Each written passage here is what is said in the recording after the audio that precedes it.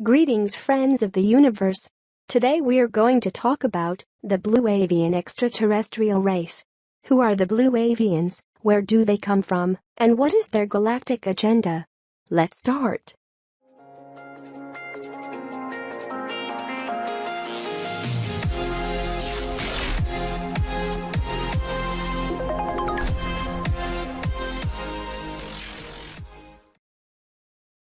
The blue avians are a peaceful, ancient race that came into our solar system inside spherical ships billions of years ago.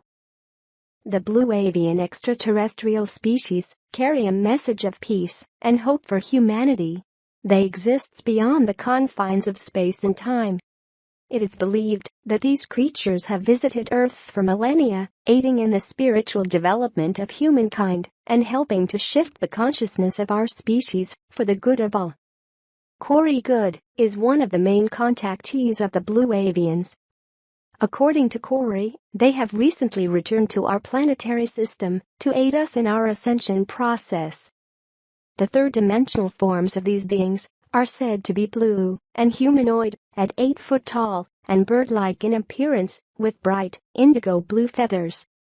Perhaps the most striking aspect of the blue avians is their higher density and extra-dimensional abilities.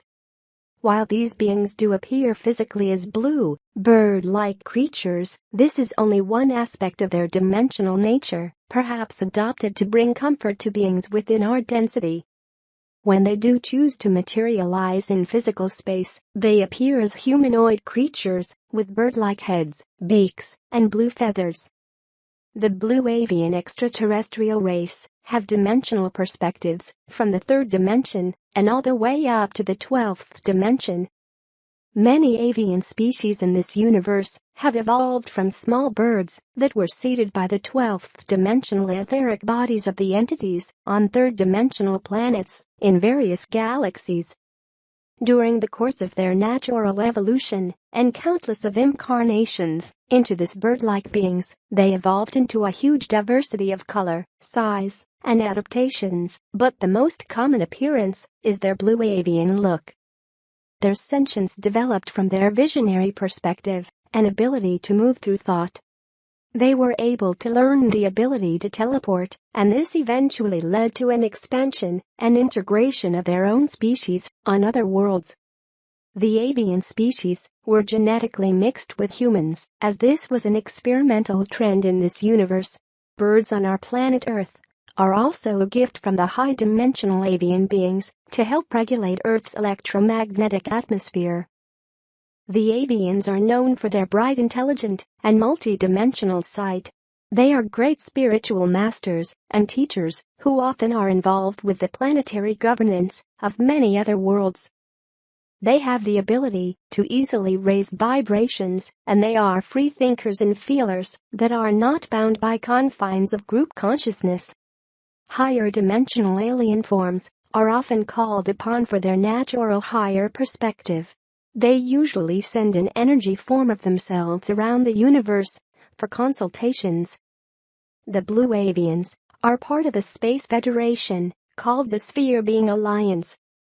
They are here to keep energy stable during Earth's transit into the area of high cosmic energy. Blue avians have ascended from our current level of reality into the 6th to 9th densities, traveling at will across the universe. According to Corey, they do not use spacecraft as we understand them, but do utilize some devices, such as the spheres, which have been dispatched to protect our planet. Their ships are spread out equidistantly across the solar system to monitor and stabilize the new energies coming in. Their spherical ships are very large and are also multidimensional, in the sense that they have the ability to materialize into higher densities. Over 100 of these ships are present in our solar system, and their function is to access devices, to buffer and diffuse the highly powerful waves of energies coming into our solar system at this time. Their ships are stabilizing the new energies coming in that are creating an energetic consciousness ascension for the entire solar system. Their message urges humans to help themselves, stating that ascension can only be reached by humanity solving its own problems. The blue avians primarily communicate using telepathy and often initiate contact with humans by dreams. Corey Good claims that these creatures also use a form of sign language and have created a secret greeting that they teach contactees to verify a truthful blue avian connection. Although some claim to have received channeled messages from the blue avians, Corey refutes this possibility, stating that these entities have chosen not to communicate using this method due to the interference from other extraterrestrial intelligences. These beings are thought to possess telekinetic powers due to their existence outside of physical reality. Corey also states that they use light physical touch as a form of communication to induce positive physical and emotional response. The avian race have a great historical record with humanity. Throughout human history, they have attempted to help enlighten us to new perspectives, usually through communications with advanced masters or high priests and shamans. Blue avian creatures have appeared many times throughout human mythology. For instance, Horus, the Egyptian god of the sun, was pictured as a bird-headed being, as was his accomplice Thoth. Horus was believed to represent the noonday sun. He was considered the creator of the seasons, months, plants, and animals. He was most often depicted as humanoid, with the head of a blue eagle, wearing a crown with a solar disk, a serpent coiled around its circumference.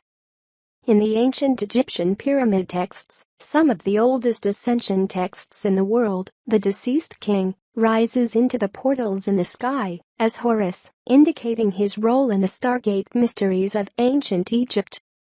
Horus symbolizes the living, eternal light body, returning to the stars, becoming a starwalker in the dimension of the blessed. These Stargate mysteries came alive for me on the ceiling of Hathor's magnificent Temple of Love and Joy in Dendera, Egypt, where we see various members of the Blue Avians, including Isis, the great cosmic mother, and Horus, her son of light, as blue bird people, along with blue humans wearing feathered cloaks. We also see the bluebird man, Horus, surfing the cosmos on his ship of eternity, his wormhole-shaped star boat. We see Horus on his feathered ascension throne. He holds the ankh and the scepter that opens the gates of the dimension of the blessed. Our goal as humans is to attain this feathered ascension throne and ride the wormholes of eternity. This means we are to become a being of light, like Horus and the rest of the Blue Avians, and enter the promised dimension of the blessed. Taking a closer look at Horus's shoulder patch, we see that in the logo of the bluebirds, the winged serpent. The winged serpent was adopted by Judeo-Christianity as the symbol for the seraphim, angelic beings of pure light and pure love. Seraphim are usually portrayed as red-winged birdmen. Red, because they burn with the love of the Creator. However, they are also shown as blue angels or birdmen. These blue birdman angels are the watchers of the door, or gate, linking earth with the heavenly realms. This is why they are shown, forming a vesica-shaped gate around the throne of Christ, the new Horus. The seraphim came to earth to teach humans the art of ascension, or transformation into angels, or bluebirds. To be kissed by a seraphim meant to be initiated by them in the secrets of ascension and the mysteries of our divine selves. Horus was accompanied by Thoth upon his solar barge, carrying the sun across the sky each day and laying it to rest at night. Thoth was an integral god within Egyptian mythology, maintaining the universe, solving disputes, and developing systems of writing, magic, and science. He is pictured as an ibis-headed being. Many other world cultures have myths of bird-headed beings, including the Sumerian god Agul. This ancient god was said to have given humanity its first moral code, as well as the arts and crafts important in Sumerian culture. Within Hopi beliefs, the eagle Kachina is the messenger spirit between humans and the Creator. In the Hindu religion, Garuda is a divine being with the head and wings of an eagle. He is said to be the sworn enemy of the Naga serpent race and is the steed of the god Vishnu. Unlike many other alien species, the blue avians are not associated with any sort of abduction scenario and only initiate contact with those open and willing to communicate. They have only recently resumed their relationship with humans as a means of delivering their message of peaceful ascension, urging mankind to raise their vibration by being of service to others. While the blue avians are currently acting as a buffer between our ascension and negative extraterrestrial and human interests, they choose to practice physical non-interference with our species. They have returned to right their past direct attempts to aid humanity, which at the previous times of contact were distorted by our species' interpretation of their arrival. Corey Good states that the blue avians have once again returned to our planetary system to help with this ascension, urging us to free ourselves from the clutches of negative human and alien entities. Since Corey reintroduced these extra-dimensional beings to modern popular UFO circles, backlash and disinformation campaigns have been severe. Yet the statement of these beings is simple and direct. Be of service to one another, focus on love and forgiveness, and change humanity for the better, one person at a time, starting with yourself. This message is not new. These are the basic tenets of most religious and spiritual practices on planet Earth. The Sphere Alliance also warns against gurus and messiahs, stating that each human must take control of their own actions for the human species to truly ascend. Our planet and solar system is going through a change far more profound than most people could ever imagine. Not only are extraterrestrials very real, but both the positive and negative groups are far more involved in our own lives than most of us could ever realize. Although many people now discount the classic spiritual teachings that we have received over the millennia, it turns out that nothing could be of greater significance for us to study and practice. The Blue Avians work closely with the Pleiadians, and together, they are trying their best to make us feel more at home on our planet. They also share that there is much underground activity in the North Pole and in Antarctica. Originally, several portals connected to inner Earth societies had been closed, but many visiting alien species have found new ways to open them. Many are refugees from other planets and galaxies in the universe who wish to be part of the inner Earth societies. According to David Wilcock, the Blue Avian system of beliefs is similar to the Law of One. In the raw materials, their level of intelligence has transcended physical limitations and duality, and they act as a single intelligent entity. The sphere beings are here to guide us through the ascension process, but it is up to us to enact the changes that will lead to full disclosure. The Blue Avians emphasized the importance for humans to love and forgive, because this is the vibration to achieve higher states of consciousness. I'm going to share with you one incredible interaction with a Blue Avian being gathered from Bonnie Meyer's incredible book called Alien Contact. There was an open field, and in the middle of it was a small ship on the ground. It was round, saucer-shaped, about 30 feet in diameter, silver in color, and standing on 3 legs. The woman entered the spacecraft, and upon arrival, she saw a being. Taking a deep breath and walking through the opening, I encountered a being that was hard for my brain to accept. At the same time, a feeling of great attraction entered my body, almost as if I were seeing a dear friend whom I had been separated from a very long time. He held himself with great dignity and was so sure of himself.